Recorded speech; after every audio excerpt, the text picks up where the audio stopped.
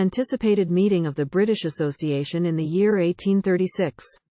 By Thomas More after some observations from Dr. Magrig on that fossil reliquium called Petrified Wig, or Perruquolithus, a specimen rare of those wigs made for antediluvian wear, which, it seems, stood the flood without turning a hair. Mr. Tomkins rose up, and requested attention to facts no less wondrous which he had to mention. Some large fossil creatures had lately been found, of a species no longer now seen above ground, but the same, as to Tomkins most clearly appears, with those animals, lost now for hundreds of years, which our ancestors used to call bishops and peers, but which Tomkins' more erudite names has bestowed on, having called the peer fossil the Aris tocratodon, 1, and, finding much food under t'other one's thorax, has christened that creature the Episcopus Vorax.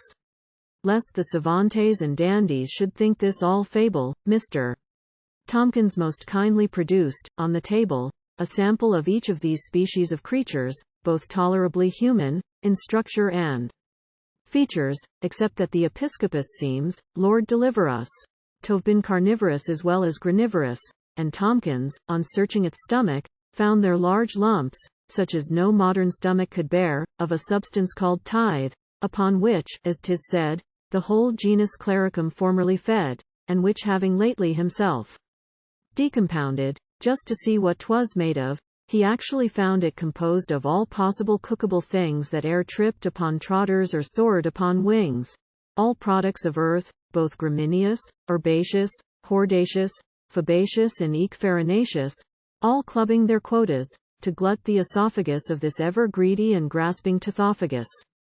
2. Admire, exclaimed Tomkins, the kind dispensation by Providence shed on this much-favored nation, in sweeping so ravenous a race from the earth, that might else have occasioned a general dearth, and thus burying 'em, deep as even Joe Hume would sink 'em, with the ichthyosaurus and paloorhynchum, and other queer sea devant things, under ground. Not forgetting that fossilized youth, 3, so renowned, who lived just to witness the deluge, was gratified much by the sight, and has since been found stratified. This picturesque touch, quite in Tomkins's way, called forth from the savantes a general hurrah, while inquiries among them went rapidly round, as to where this young stratified man could be found. The learned Theban's discourse next as live lily flowed on, to sketch t'other wonder, the Aris tocratodon, an animal, differing from most human creatures not so much in speech, inward structure or features, as in having a certain excrescence, he said, which in form of a coronet grew from its head, and devolved to its heirs, when the creature was dead, nor mattered it, while this heirloom was transmitted, how unfit were the heads, so the coronet fitted.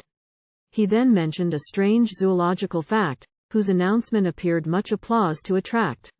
In France, said the learned professor, this race had so noxious become, in some centuries' space, from their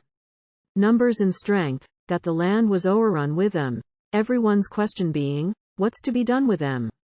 When, lo, certain knowing ones, savans, mayhap, who, like Buckland's deep followers, understood trap, for